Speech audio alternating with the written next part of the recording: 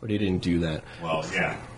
Well, that being said, on the phone right now is our first interview. A little bit earlier tonight, but no big deal, right? Yeah, apparently Michael Lardie's on the road. So, Michael, this is Chris and Matt on the Hard Rockology Show. Welcome. Yes, thank you, sir. How you doing tonight? Good. How are you? Traveling from Portland down to Lincoln City, Oregon, right over on the coast. So we're about halfway through our travel day. That's a nice little ride going down. What is it? Pacific Coast Highway? Actually, no, we're going down through Salem right now, and then we're just cutting straight across to it. Oh, okay.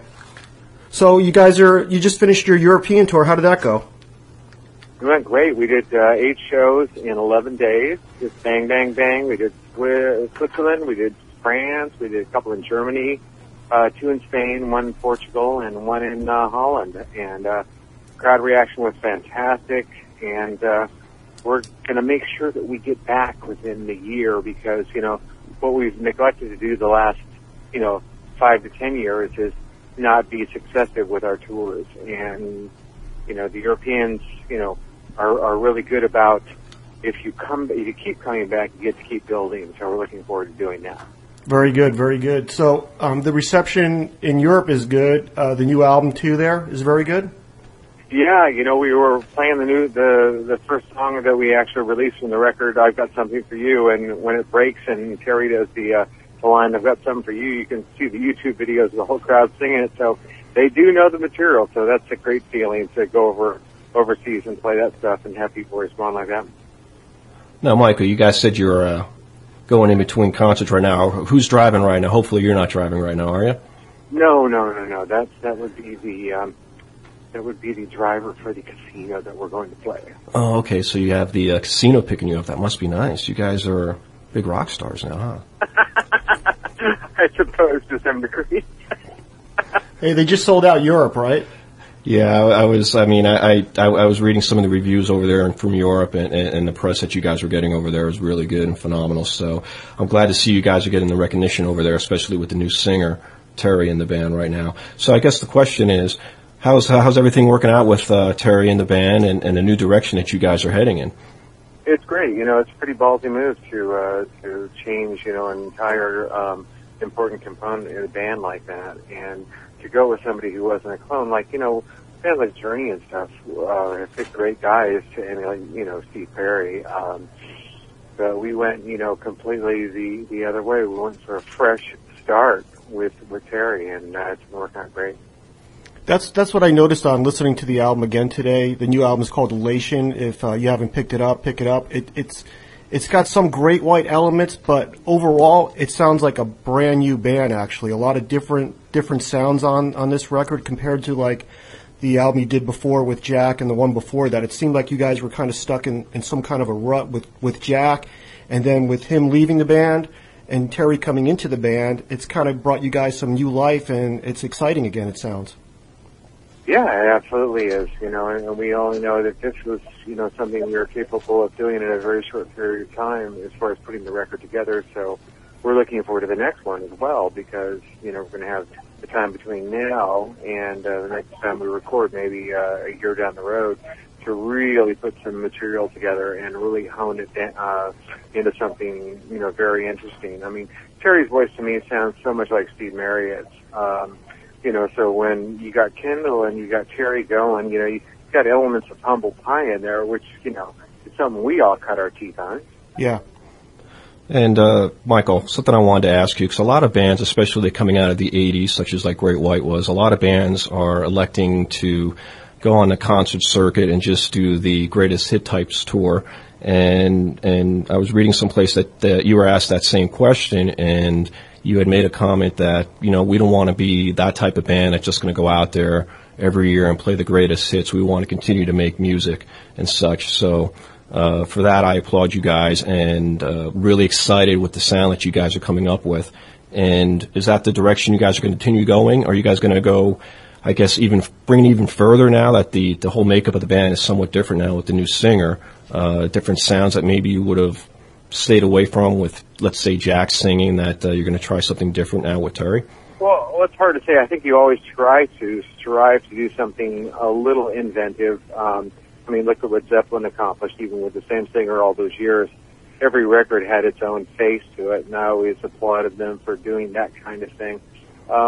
You know, some of the blues thing mixed with the English blues thing is kind of what I think we touched upon, and we certainly can expand upon that a bit more. And you know, I think that Terry and my upbringing in terms of composition, you know, people that actually compose songs, or you know, we both love Sheryl Crow, so you know, who knows, there could be a little bit of that in the next Great White record. Who's to say? But I mean, that's the thing we have the ability to do with a guy like Terry. With we had Audie on the show a couple of months back, and I guess what we asked him, like, because we were huge Great White fans from way back in the day, and we always wanted to know what was your favorite moment in Great White. I mean, your favorite recording. He mentioned Psycho City. Did you have as much fun making that album as we do, Matt and I do, listening to it? And was it one of your favorite albums to make? Oh, I love that record. I think there's a lot of confidence. I think there's a lot of angst in it. You know, there's a lot of disillusionment in the record as far as like achieving the success that we did with Once Bitten, Twice Shy, and Hooked. And, you know, seeing what really happens when you reach some level of success. I think that chronicles, you know, that feeling that we all had of like loving that we had the success, but at the same time, you know, talking about the trappings of those particular successes. And I just like the edge and the angst and the confidence that's in that record. Yeah, I always wanted to know. I mean, like when you put out Hooked, it did somewhat okay, not as good as Twice Shy did. And then when Psycho City came out, it was kind of like what Audie said, just bad timing, because the grunge scene was happening, and here you are, the phenomenal Great White album, Psycho City, and I don't think a lot of people ever heard it, to be honest with you. And I think it's one of the best albums the band has ever done, and it's still one of my favorites. Thanks. I think a lot of people, really do know the song Big Goodbye and Old Rose and Mattel and songs like that. So I think that's definitely within the realm of, people's listening. You know, it's not the kind of record that has success, that obviously had the success of Twice Shy, because that's, everybody, remembers that song as a song that wouldn't go away that summer. Yeah. Now, Michael, to me, you've always, from a Great White perspective, I've always been somewhat of a mystery to me in regards to exactly how you became a member of the band. I mean, I understand you were working as an engineer and stuff, and worked on their first album and such. So how exactly did that come about? Was it something that, I know they had asked you to go on tour and do some stuff behind the scenes, but that transition, how exactly did that come about? And if you just go from there. I guess it was really kind of organic from what I understand. I mean, I was working, like you said, as a staff engineer at Total Access, and that's what they were recording their records at the time. And they wanted to try some keyboards on the Shot in the Dark record, and they also found out I played guitar, so they said, okay, we're going to do them on the recording, and we're going to want you to replicate them live. Would you be interested in performing with us, just like a side guy, kind of off stage, so to speak? I'm like, fine, that's great, So it wasn't really anything I was gunning for to try and be in the band. It was just kind of a very organic thing. And then at one point, Alan Niven just said to me, let's look at this, and here's what our expectations are, and what are your expectations, and would this be something you'd be interested in doing, all the way, full stop. So, it happened over such a period of time, about a year and a half, that I remember we were doing the Once Bitten record, and I was working as a co-producer and the engineer on the record, and after about halfway through the record, they're like, you're in the band now, right? And I said, okay, great,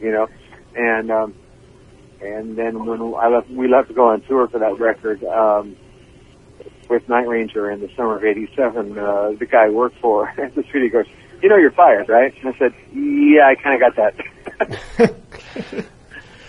Yeah, because in a way, you've pretty much, from that point on, lyric-wise and music-wise, you've had basically something to do with just about every Great White song that's been written. I mean, there's a couple exceptions here and there. And what I find amazing, and correct me if I'm wrong, it's my understanding that all of your music expertise and stuff was self-trained? You trained yourself how to play guitar and everything else? You didn't take any really formal lessons or any of that? Is that true? I had a few lessons on guitar when I was about 10 years old, but then my parents told me that I had to stop taking lessons because they found out that all my teacher and I were doing was jamming. So after about a month of that, they go, nah, you're picking this stuff too fast up on your own. You don't, you're not going to do the lesson thing. So as I went along, I started to learn piano when I was about 16, and, it's always been something that has been very interesting to me to try and, learn a new instrument to, implement it into the Great White experience. Over the years, I've done banjo on a record, sitar, I've done flute, I've done mandolin. So it's just been a joy for me to be able to, go through the experience of learning something new and using it, in a practical application with band. If you had to choose between guitar and piano or keyboards, which one would you rather play? It's really hard to say. It's really down to what the song calls for, I love being able to play both. I was very fortunate during a period of time when I wasn't playing the Great White, when Jack was up doing solo thing, to play with Night Ranger. And, it's a very challenging keyboard part to be able to play with that band. And, but, something was missing. The part of the component of what I love to do is be able to go back and forth between the two. But what am I going to add to Brad Gillis and Jeff Watson on guitar? You know what I mean? Exactly. So so go ahead. I'm sorry. No, so that was the kind of thing. So when we were talking about reforming the original Great White thing, that's I was excited about that because there's songs that, like you pointed out, that have something to do with composition wise, and certainly being able to play all the different instruments and play a good bit of guitar was something that was very interesting to me because I had missed that when I was playing with Night Ranger. Yeah, I do. I always loved the piano in Love Is a Lie off of Psycho City, and obviously Angel Song was another great song. You have a nice piano part in there, and Loving Kind on Hooked. Oh, yeah, thanks. That actually was a song that during the 2010 tour, Mark got to sing an old the Hendrix tune, Red House, and then I was asked, which one would you want to do? And I went, I'll do Loving Kind. So that was cool for me to be able to play that song during that year and sing that as well. I don't think we've ever. I don't think Matt and I have ever seen you guys play that live. What, Loving Kind? Yeah, I don't think so. I've seen him play it live once. Have you? Yeah. It usually doesn't make it into the set that often, does it? Yeah, it's just real arbitrary, when we feel like doing it. Well, I guess in that regard, setlist wise, I mean,